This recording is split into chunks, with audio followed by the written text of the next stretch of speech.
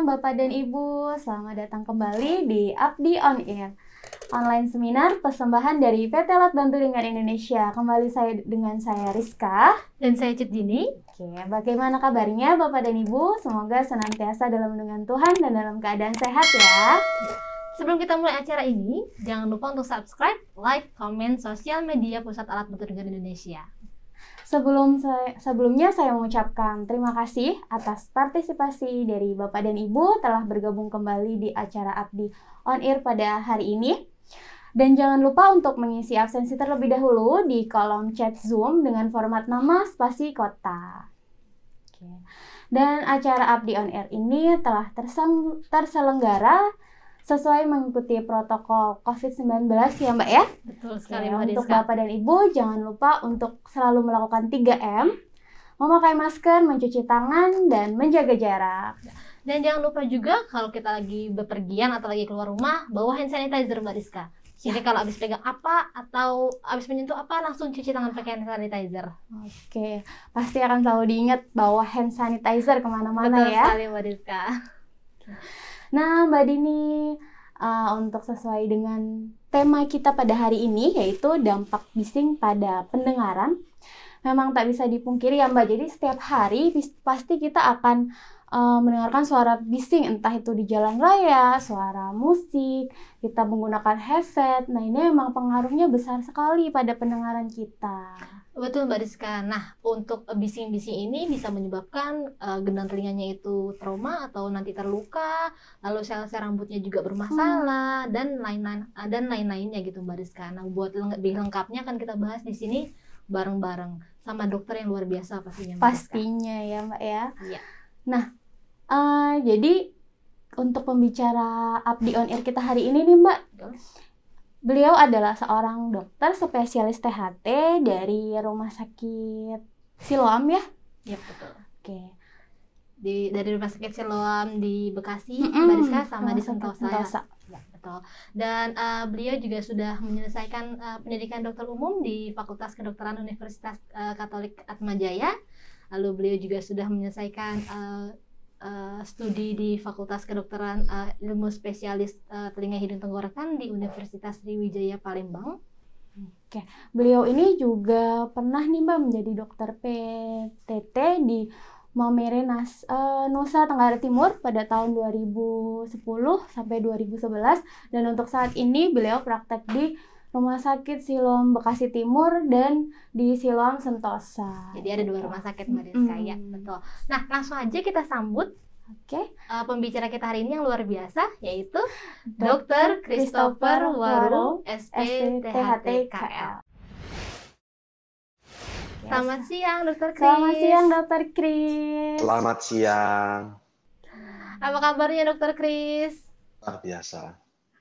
Lagi praktek di rumah sakit atau di rumah ini dok? Rumah sakit. Oh, dari rumah sakit. Iya. Terima kasih ya dok ya sudah mau berbagi ilmu pengetahuan di acara seminar hari ini ya Mbak Rizka. Iya. Semoga seminar hari ini juga bermanfaat ya Mbak Rizka. Nah, sebelum kita mulai acaranya nih Mbak Rizka, saya ingin menginformasikan kepada Bapak dan Ibu selama seminar online ini berlangsung, mikrofon Bapak dan Ibu akan kami nonaktifkan untuk sementara. Baik. Nah, jika ada pertanyaan, silahkan tanyakan atau diketik di kolom chat Zoom.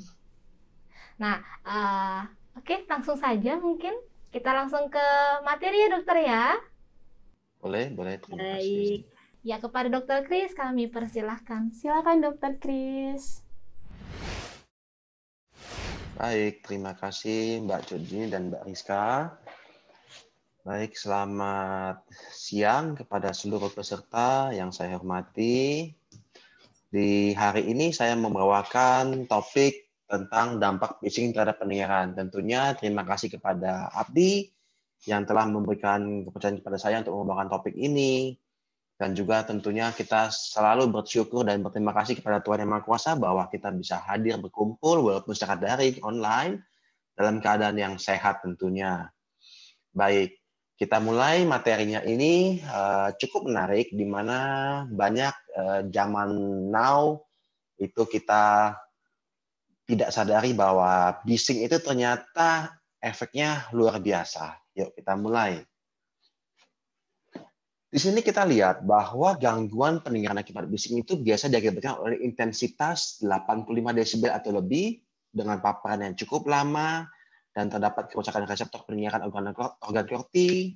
Kemudian sifat tulinya adalah sensorineural dan biasanya terjadi bilateral. Itu sekilas dulu tentang gangguan pendengaran akibat bising.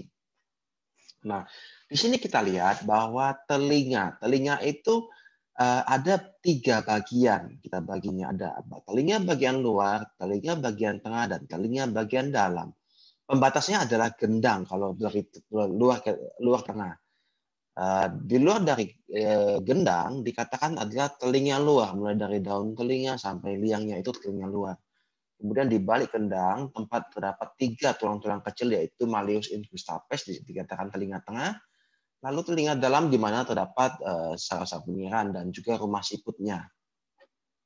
Baik. Nah, di sini kita lihat bahwa fisiologi mendengar itu dibagi 2, yaitu ada konduksi dan ada sensorineural. Tadi kita bahas adalah telinga luar, telinga tengah, telinga dalam.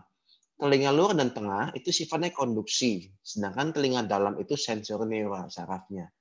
Nah, di konduksi tadi ada daun telinga. Daun telinga itu menangkap gelombang suara dan menentukan arah bunyi. Lalu dihantarkan di liang telinga, diteruskan dengan lalu ditangkap oleh gendangnya. Gendang diteruskan pada 3 tulang, yaitu malleus, incus, dan stapes, mengalami amplifikasi 22 kali. Lalu dihantarkan ke koklea, di situ ada cairan endolimf, perilimf, di mana perilimf itu kaya akan potasium, sedangkan endolimf kaya akan sodium. Nah, di situ terjadi getaran dan terjadi potensial aksi, sehingga dapat suara itu dikonversi menjadi suatu rangsangan saraf, lalu bisa diterjemahkan menjadi satu suara. Nah, kita lanjutkan. Bagaimana derajat pendengaran? Mulai dari yang normal sampai yang sangat berat. Kalau normal itu berapa sih angkanya? Nah, di sini kita lihat normal itu tanpa gangguan, yaitu 0 sampai 25 dB. Tidak ada gangguan, bahkan berbisik pun masih bisa mendengar. Sehingga tidak perlu rekomendasi apa-apa. Namun untuk yang ringan itu mulai dari lebih besar dari 25 sampai 40 dB. Bisa mendengar dan meniru suara-suara itu dari jarak 1 meter masih oke. Nah, kemudian kadang-kadang diperlukan ABD dan juga diperlukan konseling. Untuk yang sedang itu dari 40, lebih besar dari 40 sampai 55 desibel. Bisa mendengar jarak 1 meter dengan suara yang mesti diperkuat, lebih teriak ya. Kemudian umumnya sudah perlu alat bantu dengar. Lalu sedang berat dan berat. Di sini dibagi sedang berat itu 55 sampai 70 desibel, sedangkan berat itu lebih besar dari 70 sampai 90 desibel. Masih mendengar suara yang diteriakkan, kemudian harus pakai ABD, baca bibir, bahasa isyarat. Lalu bila sangat berat itu didapatkan pendengaran lebih dari 90 desibel. Bahkan diteriakin pun tidak dengar. Nah, di sini perlu ABD, rehabilitasi, baca bibir, dan juga bahasa isyarat. Lalu kita lihat, bising itu apa sebenarnya? Bising itu adalah semua suara yang tidak dikehendaki, sifatnya mengganggu, dan dapat menurunkan daya dengar seseorang. Lalu kita kenal tuli akibat bising atau noise induced hearing loss (NIHL). Nah, ini merupakan hilangnya sebagian atau seluruh pendengaran akibat yang sifatnya permanen, 1 atau 2 telinga, walaupun tadi dikatakan biasanya 2 ya. 1 atau 2 telinga akibat bising terus-menerus di lingkungan tempat kerja. Nah, di sini kita lihat ada zona sesuai peruntukan. Ini menurut peraturan pemerintah tahun 1987 masih berlaku sampai sekarang, bahwa ada zonasi. Nah, zona A itu adalah 35 sampai 45 desibel masih diperbolehkan, yaitu tempat penelitian, rumah sakit, tempat perawatan kesehatan, dan juga sosial. Zona B itu diperbolehkan 45 sampai 55 desibel, yaitu perumahan, pendidikan, rekreasi, dan sejenisnya. Lalu ada zona C 50 sampai 60 desibel, zona kantoran, pertokoan, perdagangan, pasar, dan sejenisnya.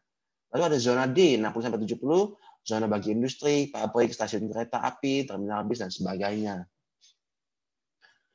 Lalu kita lihat siapa yang beresiko untuk paparan bising tersebut. Pertama, anak-anak, yaitu tempat-tempat hiburan anak itu cukup tinggi 96 sampai 110 desibel.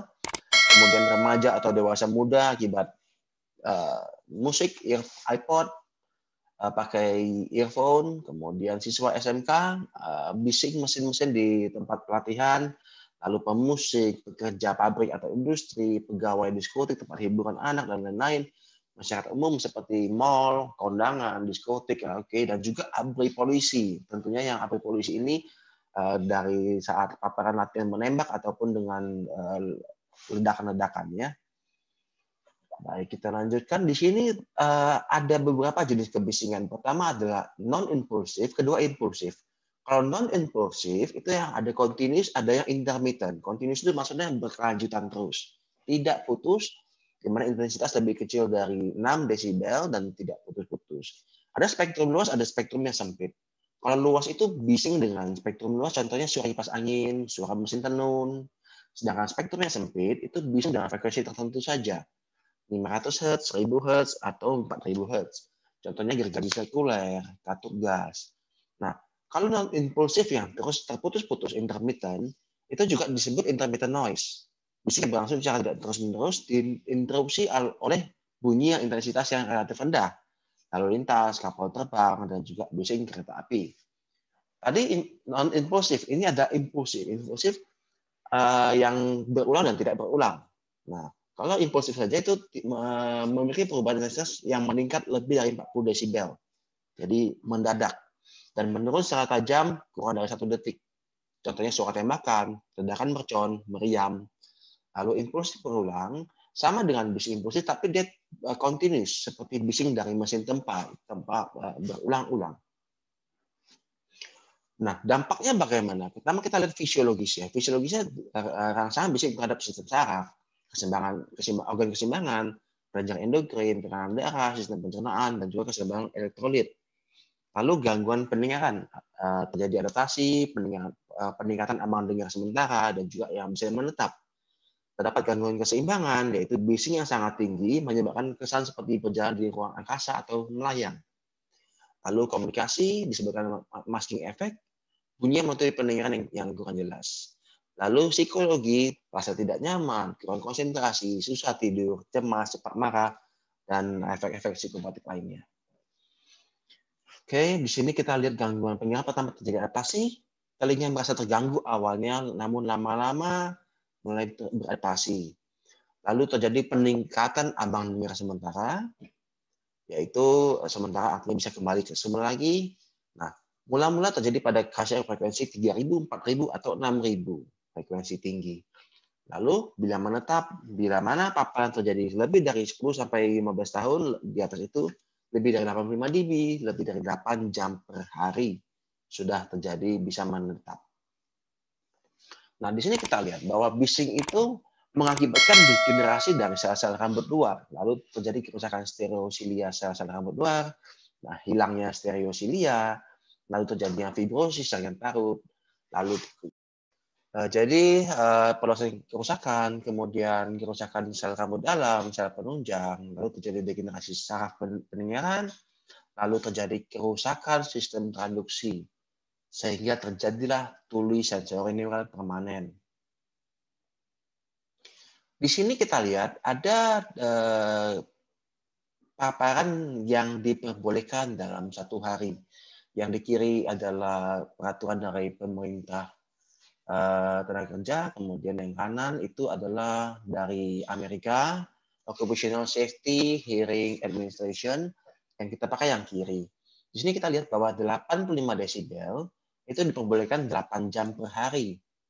Kemudian kita lihat cukup berbeda ya. Di sini kita lihat 90 desibel, 91 hanya diperbolehkan 2 jam.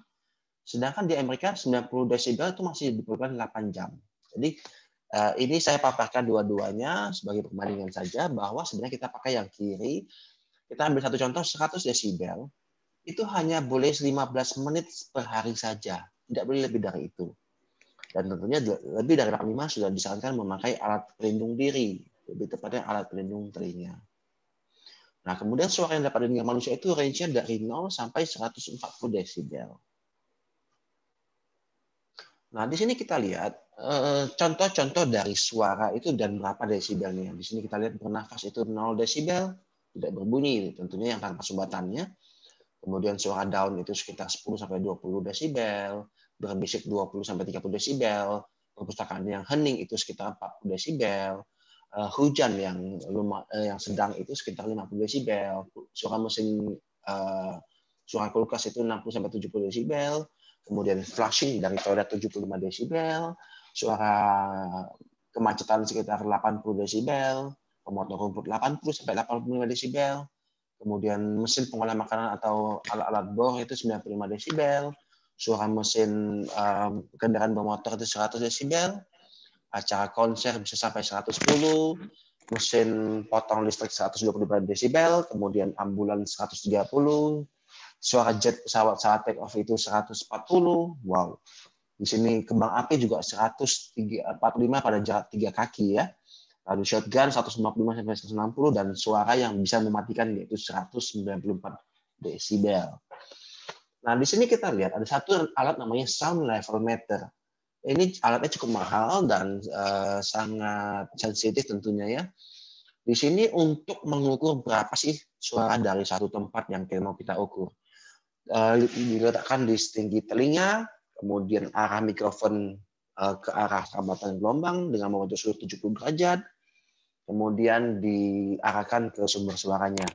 Nah, daripada alat ini ada opsi lain yaitu aplikasi-aplikasi di Android, tentunya tidak sebagus alat aslinya, namun sudah bisa secara kasar mendeteksi kebisingan di satu tempat. Mungkin bisa dicari di Play Store maupun di Apple Store untuk sound level meter.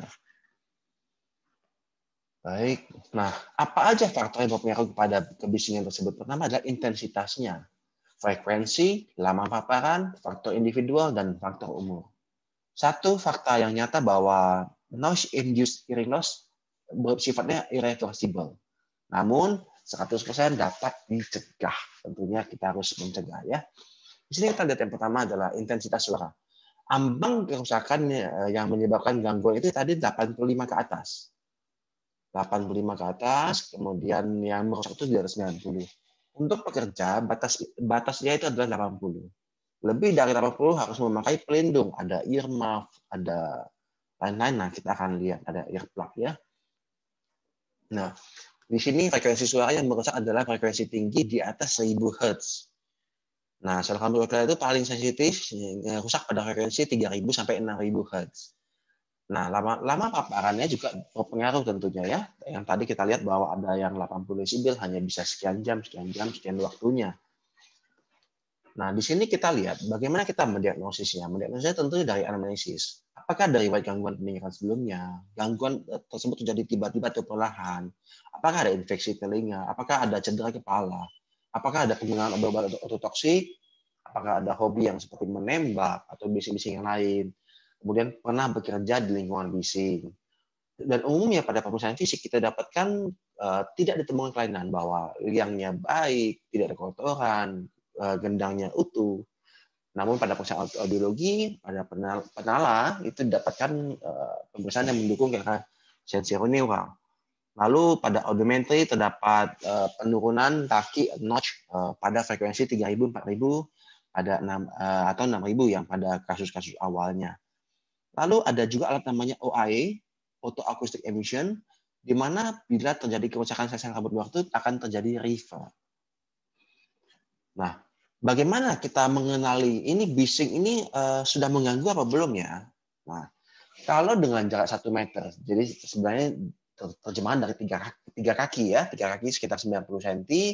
Nah, kita genapkan ke 1 meter. Kalau jarak 1 meter kita harus teriak atau bicara keras, nah baru bisa ditangkap oleh lawan bicara, itu sudah ada tanda bahwa itu sudah ada bising.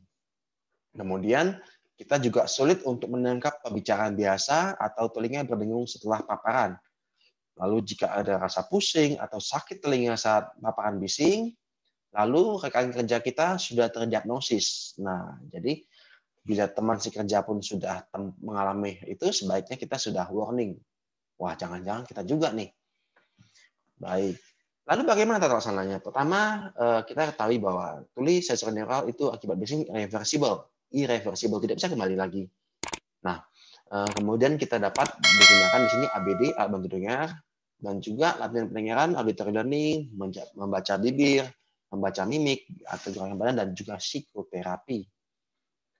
Nah, tadi dikatakan irreversible sehingga mencegah lebih baik daripada mengobati. Nah, bagaimana cara mencegahnya? Di sini kita lihat ada program konservasi pendengaran. Pertama ada identifikasi dan analisis sumber bising. Kemudian kontrol bising dan administrasi, tes audiometri berkala, alat pelindung diri, motivasi dan edukasi pekerja, pencatatan pelaporan data, dan evaluasi program. Nah, ini program yang dijalankan untuk mencegah. Pertama kita lihat identifikasi dan analisis sumber bising. Menggunakan alat yang tadi, sound level meter. Nah, dengan alat tersebut kita bisa melakukan mapping bahwa di mana tempat-tempat yang bising, apakah perlu APD, alat pelindung diri apa tidak. Lalu kita kontrol kebisingannya, kita isolasi, apakah bisa dibuat kasih bahan kedap suara, dan juga kita rotasi tempat kerja, monitor kebisingan. Lalu si pekerja tersebut kita audiometri secara berkala, dari sebelum kerja dan selama bekerja secara berkala teratur. Nah, untuk APD-nya, lebih tepatnya alat pelindung telinganya itu ada 3 macam, ada earplug, sumber telinga, ada earmuff untuk telinga seperti headphone, lalu juga ada yang berikut helm. Ini biasa kalau helm ini yang di lapangan landas pacu ya, landas pacu. Nah, kalau kita melihat APD itu ada istilahnya NRR, kita mesti mengerti ini. Saya juga dulu menganggap sepele hal-hal ini dan umumnya tertulis kecil. Jadi untuk earplug itu maksimal 35 desibel, 33, dan kemudian earmuff maksimal 31 desibel saat ini yang dibuat ya. Nah, apakah proteksi tersebut sama dengan angkanya? Contohnya kita bilang tadi 33 desibel atau 33 ya. Sebenarnya apakah kita paparan 100 desibel itu menjadi 100 kurang 33 menjadi 67 desibel? Jawabannya tidak. Ada rumusnya, yaitu angka tersebut dikurangi 7 dulu, lalu dibagi 2. Itu angka yang proteksinya. Jadi 33 dikurang 7 adalah 26, 26 dibagi 2 berarti 13. Jadi earplug yang dengan NRR 33 desibel tadi hanya memproteksi yaitu 13 desibel. Saat paparan 100 desibel terjadi, dia bisa menurunkan sampai 87 desibel. Lalu apakah kalau kita pakai keduanya, kita pakai earplug dan earmuff, lalu kemampuan keduanya akan bersifat akumulatif? Jawabannya tidak. Earplug dan earmuff bila dipakai keduanya, NRR-nya hanya menambah 5 dari yang tertinggi. Contohnya 33 dan 31 hanya menambah 33 plus 5 jadi 38. Tidak, artinya 33 plus 31 menjadi 64. Jadi itu yang mesti dimengerti. Nah, jadi alat pelindung diri itu tergantung pada pertama pada cara pakainya. Ada alat-alat yang mesti daun telinga ditarik dulu ke belakang sehingga liang telinga lurus dimasukkan, atau ada yang mesti dibentuk dulu. Lalu kemudian juga tergantung dari apa yang kita lakukan terhadap APD tersebut. Ada yang memakai kacamata dulu, kacamata lalu earmuff. Nah, kacamata itu sendiri mengganjal earmuff tersebut sehingga tidak rapat dengan kulit kepala. Nah, itu juga berpengaruh untuk bocornya suara masuk. Lalu juga ada variasi anatomi dan juga tujuannya apa. Kalau hanya untuk kita naik pesawat sebagai penumpang tentunya ya 15-20 desibel NRR sudah cukup. Sedangkan kalau kita di bagian mesin-mesin yang sangat berisik, saya rasa semaksimal mungkin NRR-nya ya. Baik. Kita lanjut. Yang tadi kelima adalah motivasi dan edukasi pekerja, bahwa kita mesti jelaskan ke mereka apa pentingnya APD tersebut. Sehingga mereka dengan kesadaran sendiri memakai APD tanpa perlu diawasi. Nah, jadi kita lakukan pelatihan, sosialisasi, lalu juga ada pencatatan pelaporan data yang lengkap, yang tadi bakal juga diperiksa audiometrinya, lalu juga dievaluasi apakah berhasil apa tidak kemajuannya, atau ada kemunduran, atau ada sesuatu yang mesti diperbaiki. Jadi simpulannya sebenarnya pajanan bising intensitas tinggi, durasi melebihi yang diperkenankan, dapat mengakibatkan NIHL, Noise Induced Hearing Loss, atau tuli sensorineural bilateral. Lalu diagnosisnya dari anamnesis, pemeriksaan fisik, pemeriksaan penunjang, yaitu tes penala, audiometri, dan juga UAE. Lalu program konservasi pendengaran tadi dapat dilakukan pencegahan untuk gangguan pendengaran akibat terpapar bising. Lalu tuli akibat bising itu sifatnya irreversible sehingga namun dapat dicegah, sehingga sayangilah pendengaran Anda sebelum terlambat. Di sini kita lihat bahwa ada aturan 60. Apa itu aturan 60? Aturan 60 ini adalah hanya paparannya 1 hari 60 menit, 1 jam dari 20 jam, kemudian volume tidak maksimal, yaitu lebih kecil sama dengan 60% dari volume maksimal. Beberapa gadget ada angkanya, sedangkan kalau tidak ada angka, ya kurang lebih dari setengah, naik sedikit masih oke. Jadi kira-kira 60% dari volume maksimal. Nah, di sini kita lihat bagaimana cara mencegahnya, yaitu suaranya jangan terlalu kencang, kita proteksi telinga, dan kita menjauh dari sumber bising, dan juga kita batasi paparan bisingnya. Saya sebagai dokter THT, sebenarnya saya selalu sedia headset ini di kuping saya. Sebenarnya bukan artinya saya mendengar musik kencang, namun bila saya terpapar dengan pasien-pasien anak kecil, biasanya yang teriak, yang berisik, saya akan sampaikan kepada orang tua pasien, mohon maaf, saya pakai alat pelindung dulu, supaya telinga saya sendiri tidak terpapar oleh bising. Baik, demikian materi yang saya sampaikan. Silakan bila ada pertanyaan yang kurang jelas dapat ditanyakan. Terima kasih.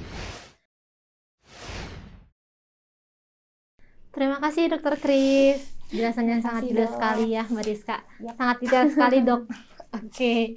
Nah, untuk Bapak dan Ibu yang ingin bertanya, silahkan untuk menuliskan di kolom chat Zoom atau bisa memberikan emoticon atau reaction. Nanti akan kita nyalakan untuk mikrofonnya. Jadi bisa tanya langsung nanti ya Mbak. Betul, berkomunikasi langsung dengan dokter. Nah, dokter, kita mau tanya dok, ada beberapa pertanyaan nih dok. Yes. Pertanyaan pertama, berdasarkan dengan tadi PowerPoint yang dokter sudah tunjukkan, untuk beberapa pasien gitu kan dok ya, kalau emang dia mengalami gangguan pendengaran karena paparan bising ini, kenapa yang selalu bermasalah di frekuensi tinggi ya dok? Oke, pada frekuensi tinggi ya. Ya, seperti tadi contohnya kan di atas 1000 Hz, 3000 sampai 6000 Hz gitu dok. Nah, bagaimana di frekuensi rendahnya gitu dok? Ya, jadi untuk paparan frekuensi tinggi itu memang sifatnya lebih merusak dibanding rendah, sehingga pada audiometri memang terdapat gambaran awal, terdapat taki di frekuensi 3000 sampai 6000. Memang itu intensitas suaranya, itu karakter suaranya yang lebih merusak. Tinggi itu lebih mendenging, sedangkan rendah itu lebih mendengung. Kita selalu bedakan, dok telinga saya berbunyi ini. Saya selalu tanya, dengung atau denging? Kalau denging itu lebih frekuensi tinggi, sedangkan dengung itu lebih ke frekuensi rendah. Nah, yang lebih merusak adalah suara yang frekuensi tinggi, itu dia. Terima kasih. Baik. Terima kasih dokter. Berarti karena frekuensi tinggi ini yang sering kita dengar nging-nging gitu, jadi yang lebih cepat bermasalah di frekuensi tinggi ya dok ya? Ya, betul. Oke, terima kasih dokter atas penjelasannya. Nah dokter, ini juga ada pertanyaan dari Facebook, karena kita juga live di Facebook juga ya. Iya, ya. Ini dari saudara Edi. Nah, untuk pertanyaannya dok, pendengaranku makin hari terasa makin berkurang. Sudah pernah pakai alat bantu dengar, tapi terkadang suara untuk dengar dengan baik sulit karena alat bantu dengar tidak bisa fokus. Kira-kira gimana jalan keluarnya agar telingaku bisa mendengar dengan fokus ya dok ya? Baik. Jadi Pak Edi bertanya mengenai bagaimana tentang pendengaran kurang yang semakin lama semakin menurun ya, dan sudah pakai APD, alat bantu dengar, sudah pakai ABD ya. Jadi pertama ABD-nya itu apakah sudah kondisinya baik apa tidak, apakah rusak atau tidak. Kemudian bagaimana mengenai tadi dari mesinnya, kemudian bagaimana untuk cetakan ear mold-nya. yang masuk ke dalam telinga apakah ada kebocoran atau tidak.